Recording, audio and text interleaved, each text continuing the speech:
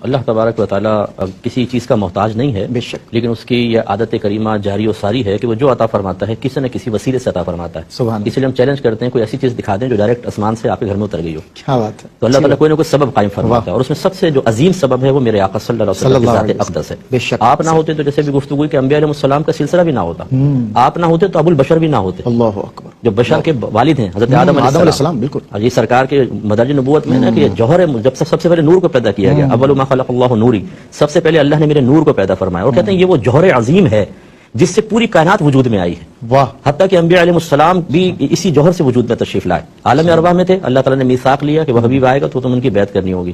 سب نے اقرار کیا. اس اعتبار سے علماء کہتے ہیں کہ ہر نبی بھی میرے آقا کا امتی ہے. اللہ اکبر. اس جہت سے اس جہت لیے میدان محشر میں فقط اتنا سبب ہے ان عقاد بزم محشر کا کہ ان کی شان محبوبی دکھائی جانے والی سبحان ہے. اللہ. بشر بھی انہی کے جھنڈے تلے ہوں گے، جس کا عکس اللہ نے شب معراج میں دکھایا. مسجد اقصی میں سرکار نے امامت فرمائی. تمام انبیاء علیہ السلام جو پہلے آئے ہوئے ہیں تو حسن و جمال کا پیکر ہے. کسی کی ریاضتیں 900 سال تک تبلیغ کی عمر ہے اور پھر ریاضتیں علیحدہ ہیں. کوئی ابو البشر ہیں، سب ہاتھ باندھ کے نبی کریم کے پیچھے ابتدا کر رہے ہیں اور ثابت کر رہے ہیں کہ گویا کہ میں یہ کہتا ہوں اس امت والوں کو میں گزارش کرتا ہوں کہ آپ دیکھیے اللہ نے کتنی بڑی میں خوش قسمتی عطا فرمائی کہ فقط اپنے فضل سے ہمیں اپنے حبیب کی امت میں ایک مسلمان گھرانے میں اور اہل محبت میں پیدا فرمایا. اللہ اکبر. تو یہ برکات ہیں. آج بھی اگر اس نبی کے وسیلے سے مانگا جائے جس کے وسیلے سے پہلے ہی بہت کچھ بلا مانگے مل چکا ہے، اللہ اکبر، تو کیوں نہیں عطا فرمائے گا اللہ تعالیٰ. لیکن جیسا حسن زن اور جیسا اخلاص، جیسی عقیدت میں گہرائی اور جیسی نیت اللہ کی عادت کریمہ ہے ویسے عطا فرماتا ہے. نبی کریم نے ارشاد فرمایا تم اللہ سے جیسا گمان رکھو گے ویسا ملے گا. اللہ تعالیٰ تمہیں ویسے ہی پیش آئے گا.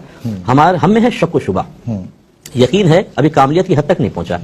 تو ہم مانگتے بھی ہیں تو تھوڑا سا یہ سوچ کے کہ ایک اور راستہ بنا کے رکھو گے، وہاں سے مل گیا ٹھیک ہے، نہیں تو وہ تو ہے ہی ہے. جب اخلاص سے انسان متوجہ ہو کر پھر اپنے حبیب کے فضائل سنے، مناقب سنے، سرکار کی طاقتوں کو دیکھے. آپ نے اشارہ فرمایا، شعر پڑھا تھا، سرکار نے اشارہ فرمایا چاند کے 2 ٹکڑے کر دیے، سورج کو واپس پلٹ لیا. مشیت الہی کے تابع تھے میرے آقا صلی اللہ علیہ وسلم. اور ابھی بھی اگر کوئی طلب کرتا ہے، اگر کسی انعام کو اپنی طلب کے موافق ملتا نہ پائے تو سمجھ لیں کہ مشیت الہی آڑے ہے، ورنہ نہ وہاں بخل ہے نہ خزانوں کی کمی ہے.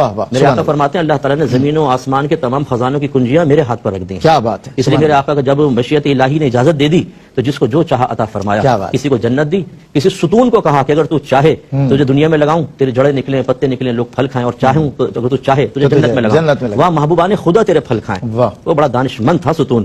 آج کا کوئی مولوی ہوتا ہے شاید 15 سے دیجیے گا، بولتا اللہ سے مانگو، آپ کیا دے سکتے ہیں، محمد جس کا نام محمد وہ کیا دے گا. میرے آقا نے فرمایا ستون نے فوراً کہا رسول اللہ میں جنت میں لگوں گا. اللہ اکبر. وہ جانتا تھا کہ مجھے لگائیں گے. کتنا خوش عقیدہ، حالانکہ عقیدے کا مکلف نہیں بنایا گیا تھا، مکلف ہم بنائے گئے، اس کے باوجود اتنا خوش عقیدہ، اور خوش عقیدہ تھا تو انعام بھی.